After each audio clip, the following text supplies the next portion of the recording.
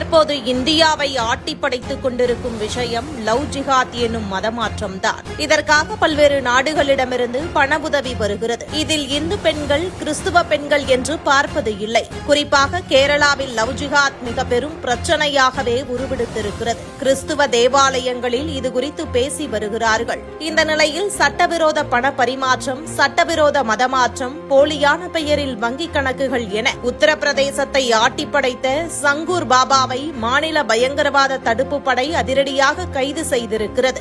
தர்கா முன்பு வளையல், தாயத்து விற்று வந்த சங்கூர் பாபா மதமாற்ற கும்பலின் மூளையாக செயல்பட்டது எப்படி? உத்தரப்பிரதேச மாநிலம் பல்ராம்பூர் மாவட்டத்தைச் சேர்ந்தவர் ஜமாலுதீன் என்ற சங்கூர் பாபா அண்மையில் அவரது அரண்மனை போன்ற மாளிகையை புல்டோசர் மூலம் இடித்து தரைமட்டமாக்கியது உத்தரப்பிரதேச அரசு.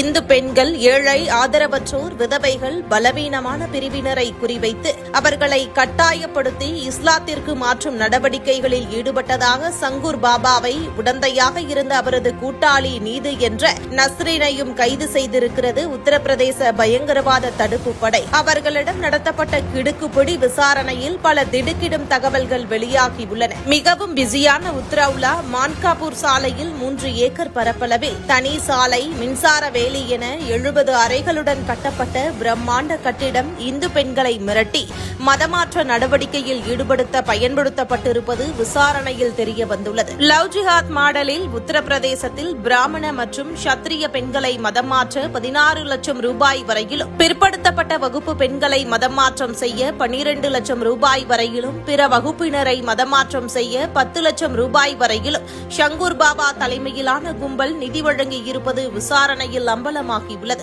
மதமாற்ற நடவடிக்கைக்கு வெளிநாடுகளிலிருந்து நிதி திரட்டப்படுவதும், அவரது 40 வெவ்வேறு கணக்குகளில் 100 கோடி ரூபாய்க்கு மேல் டெபாசிட் செய்யப்பட்டிருப்பதும் கண்டுபிடிக்கப்பட்டுள்ளது. நிதி அனைத்தும் மத்திய கிழக்கு இஸ்லாமிய நாடுகளிலிருந்து பெறப்பட்டது தெரியவந்துள்ள நிலையில் இந்த கும்பலுக்கு தீவிரவாதிகளுடன் தொடர்புள்ளதா என்பதையும் பயங்கரவாத தடுப்பு படை விசாரித்து வருகிறது. அதே நேரத்தில் சட்டவிரோத பண பரிமாற்றம் தொடர்பாக சங்கூர் பாபா மீது அமலாக்கத்துறையும் வழக்கு பதிவு செய்துள்ளது. சங்கூர் பாபாவுக்கு நிதி அனுப்பியது யார், எதற்காக அனுப்பப்பட்டது என்பது குறித்து அமலாக்கத்துறை அலசி ஆராய்ந்து வருகிறது. சங்கூர் பாபாவின் சட்டவிரோத செயல்களுக்கு உதவியதாக கூறப்படும் முகவர்கள், அதிகாரிகள், அரசு ஊழியர்கள் கண்காணிப்பு வளையத்திற்குள் கொண்டுவரப்பட்டுள்ளனர். தொடக்கத்தில் சாதாரண சைக்கிளில் தர்கா முன்பு வளையல், தாயத்துகளை விற்று வந்த சங்கூர் பாபா மதமாற்ற நடவடிக்கைகளுக்காக மிகப்பெரிய சாம்ராஜ்யத்தை ஏற்படுத்தியிருக்கும் நிலையில் அடுத்த கட்ட விசாரணை விரிவுபடுத்தப்பட்டுள்ளது. இதற்காக